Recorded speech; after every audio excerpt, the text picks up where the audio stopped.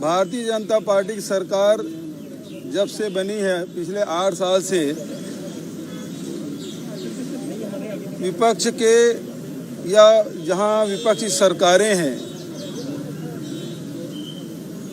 वहां सेंट्रल एजेंसियों के द्वारा लगातार विपक्ष के नेताओं के खिलाफ केस दर्ज किए हैं।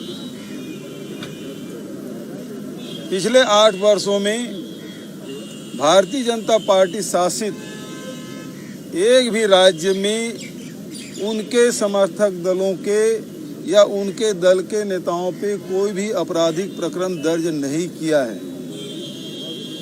तो लगातार सेंट्रल एजेंसी का दुरुपयोग किया जा रहा है, विपक्ष को दबाने की कोशिश की जा रही है। और जब विपक्ष के लोगों पे ये छापा पड़ता बताया जाता बहुत बड़ा प्रकरण है, और वही नेता जब भारतीय जनता पार्टी में शामिल हो जाते हैं तब वो मामला रफा दफा हो जाता है। चाहे वो महाराष्ट्र की बात हो, चाहे आसाम की बात हो, चाहे पश्चिम बंगाल की बात हो। लेकिन अब लगातार केरल से लेकर कश्मीर तक सारे विपक्षी नेताओं पे ये शिकंजा कसने की कोशिश कर रहे हैं। लेकिन इस देश में प्रजातंत्र है, लोकतंत्र है, और लोकतंत्र में इस प्रकार से नेताओं पे आपराधिक प्रकरण दर्ज करके उसे दबाया नहीं जा सकता, उसे कुचला नहीं जा सकता। और आज जिस प्रकार से नेशनल हेराल्ड के मामले में हमारी पार्टी के नेता को तलब किया गया है और इसके खिलाफ में हजारों कार्यकर्ता पूरे देश भर में धरना प्रदर्शन किए हैं। दिल्ली में यहाँ 24 अकबर रोड जो हमारे कांग्रेस का दफ्तर है, वहाँ न नेताओं को बाहर निकलने दिया जा रहा था, न कार्यकर्ताओं को अंदर आने दिया जा रहा था। लोकतंत्र का गला घोटा जा रहा है और इसका हम विरोध करते हैं।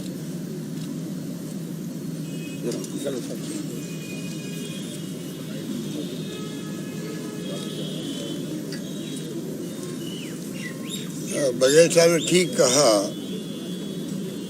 जैसे हेराल्ड अखबार 1937 के अंदर इसकी स्थापना हुई और तब से ही कांग्रेस पार्टी इसको इमदाद करते आई है। आप मीडिया के तमाम साथियों को मालूम है कि आज भी प्रिंट मीडिया जहाँ जहाँ छप रहा है उसकी क्या स्थिति है। अधिकांश जगहों पर अगर ईमानदारी की बात करें तो घाटे में चलते हैं। और नेशनल हेराल्ड के बारे में और कांग्रेस की नीतियाँ, उसके कार्यक्रम, सिद्धांतों के बारे में, उसको प्रमोट करने के बारे में जो भावना व्यक्त की गई थी उसी के अकॉर्डिंग टू आज तक इमदाद होती आई है। आज़ादी के बाद में धीरे धीरे वो अखबार बहुत कमज़ोर हो गया, हालात बहुत गंभीर थे, बंद करने की नौबत आ गई। उसको रिवाइव करने के लिए कांग्रेस पार्टी ने उनको मदद करी।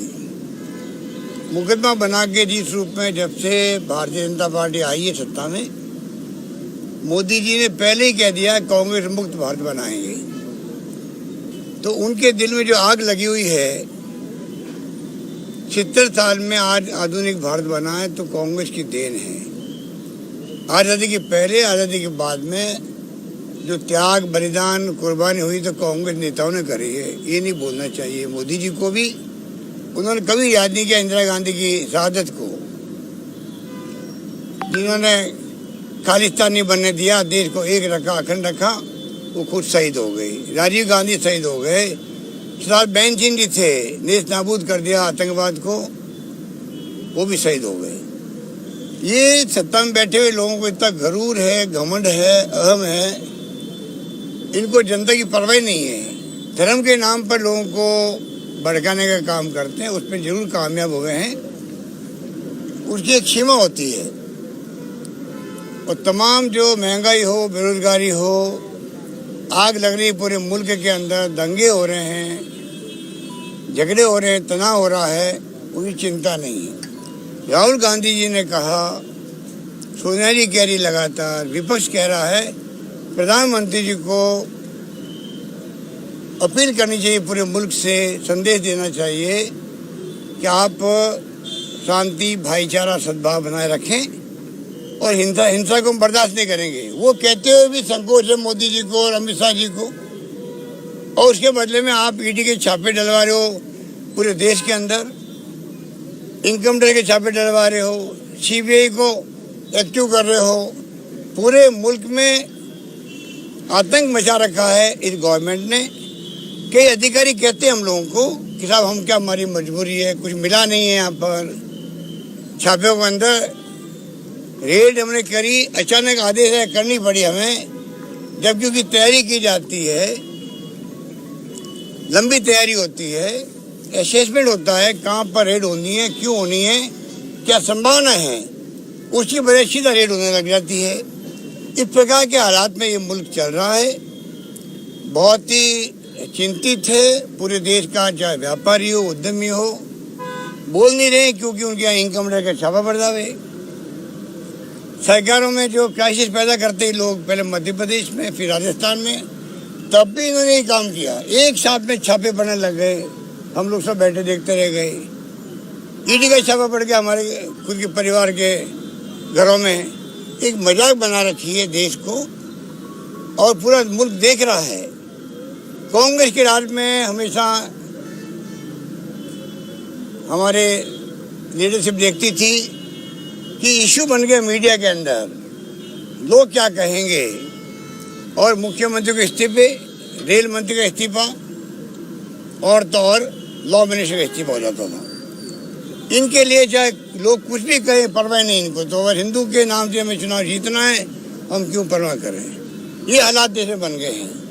आज मैंने रिक्वेस्ट करी ईडी के डायरेक्टर को, सीबीआई के डायरेक्टर को और इनकम टैक्स के सीबीडीटी के चेयरमैन को, मैं आपसे मिलना चाहता हूं और मैं मेरी भावना व्यक्त करना चाहता हूं कि पूरे मुल्क के लोगों की भावना क्या है।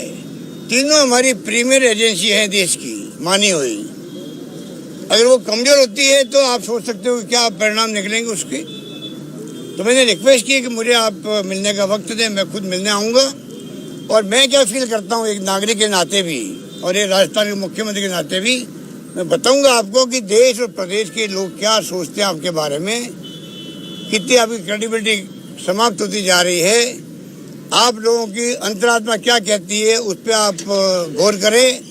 और देश हित के अंदर अगर आपको दबाव देके, जो आपके ऊपर दबाव बना करके जो रेड करवाई जा रही है लोगों के यहाँ पर, उसके ऊपर विचार करें। ये मेरी मंशा थी।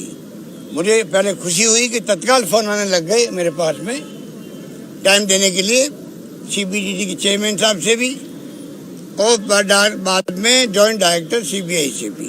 और फिर कहा गया कि नहीं साहब आपको आने की जरूरत नहीं, हम तो खुद आपसे आके मिलेंगे जयपुर के अंदर।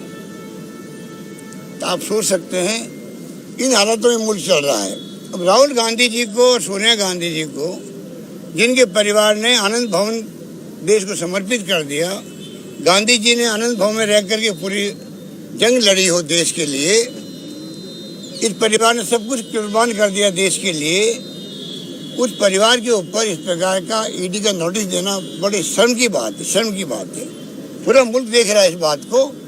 इंदिरा गांधी को भी इन्होंने यही पार्टी, भारतीय जनता पार्टी, जिसका नाम जनसंघ था, 77 में 78 के अंदर इन्होंने मर्ज कर दिया जनता पार्टी के अंदर। उस वक्त मुरारी भाई देसाई प्रधानमंत्री बने, उस वक्त ये पार्टी सत्ता में थी उनके साथ में। इंदिरा गांधी जीत के आई थी चिकमंगलुरु से बाई इलेक्शन,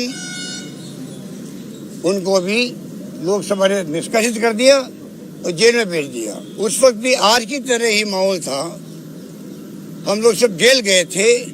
आज वो माहौल में फिर देख रहा हूँ देश के अंदर कि किस प्रकार का रिएक्शन है लोगों के अंदर, पूरे देश के जिलों के अंदर, प्रदेशों के अंदर।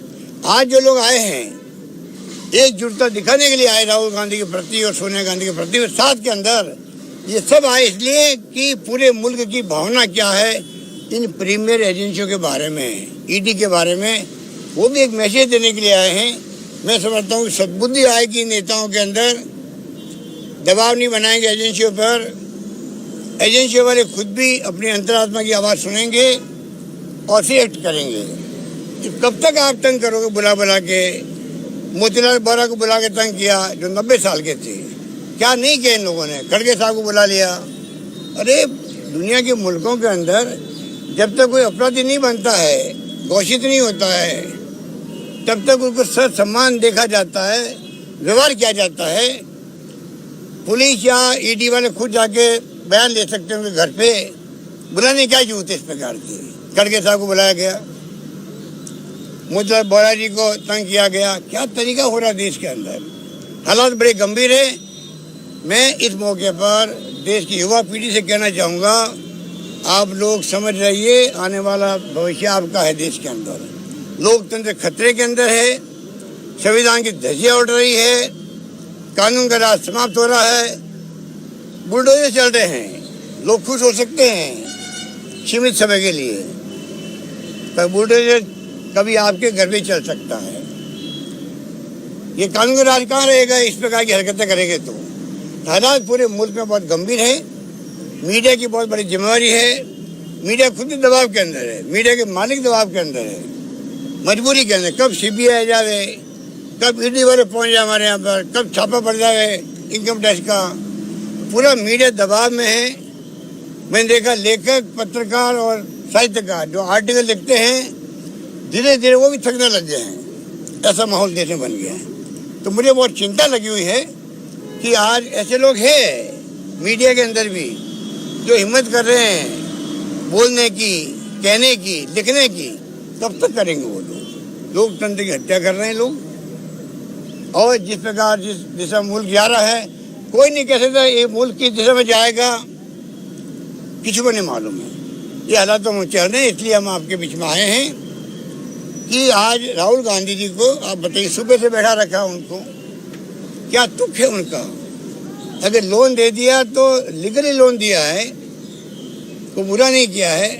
लोन माफ करती है PIC उसके ऊपर है, उनका खुद का अखबार है।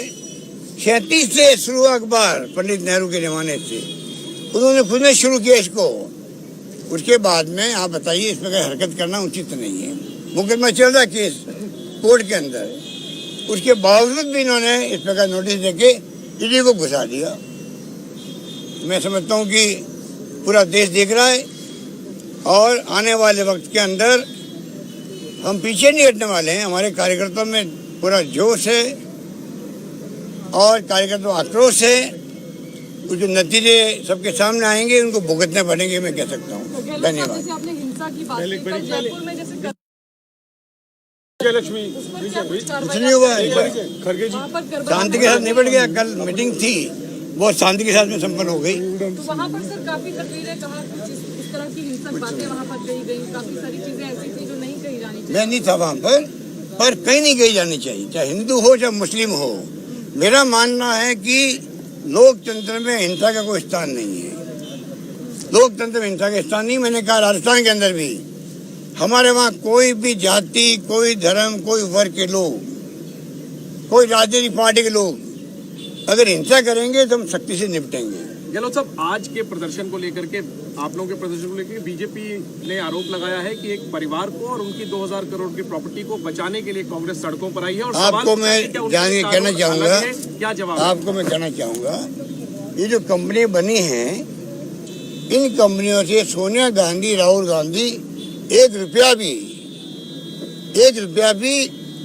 सेम दे नहीं सकते इसके अंदर। ये नॉन प्रॉफिटेबल कंपनी है, पूरा पैसा नॉन प्रॉफिटेबल कंपनी है। इसमें कोई भी इसका डायरेक्टर 1 रुपया भी लाभ के रूप में नहीं ले सकता है।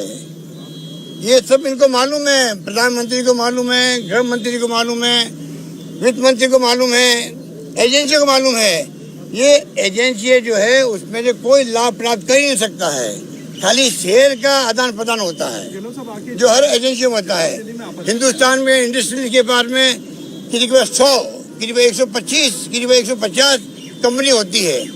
2-3 कंपनी बनी हुई है, उसको लेकर तंग किया जा रहा है, आप समझ सकते हो। एक जो सुबह भी प्रेस कॉन्फ्रेंस में ये बात उठाई गई कि 9 करोड़ का जो पैसा था वो जो एम्प्लॉयज़ के लिए दिया गया था, लेकिन एक्चुअली उतने एम्प्लॉयज़ थे ही नहीं कि उनके वीआरएस के लिए 9 करोड़ का खर्च हो सके। ये बहुत सारी फैक्टर्स है जो इनकम टैक्स ट्रिब्यूनल की जो रिपोर्ट है उसमें भी आया था। तो अगर राहुल जी आकर के ईडी के सामने जवाब दे पा रहे हैं, देना चाह रहे हैं, तो उसमें आपत्ति क्या कांग्रेस पार्टी? आपत्ति कोई नहीं है, गलत तरीके से ईडी को घुसाया गया है, नंबर 1। नंबर 2, जो आप कह रहे हो ना, ये आपको आपके मित्र लोग होंगे गए उसके अंदर जो बेचारे 20-20 साल तक तनख्वाह नहीं पा रहे थे उसके अंदर। अगर सबको वीआरएस दे करके उनको खुश करके उनकी बट इतने लोग थे ही नहीं। अरे तो कागजों में कैसे नहीं थे, कुछ जाने अलग कौन उसकी कौन मना कर रहा है? अगर कोई बेईमानी हुई है कहीं पर, कहीं बेईमानी हुई तो उसके लिए अलग से कार्रवाई हो, कौन मना कर रहा है? एफआईआर दर्ज उसके लिए। तो ये सही अफवाह फैलाई जा रही है। ये टोटली कोई भी प्रॉफिट किसी को कमा ही नहीं सकता इसके अंदर, वो कंपनी ये है।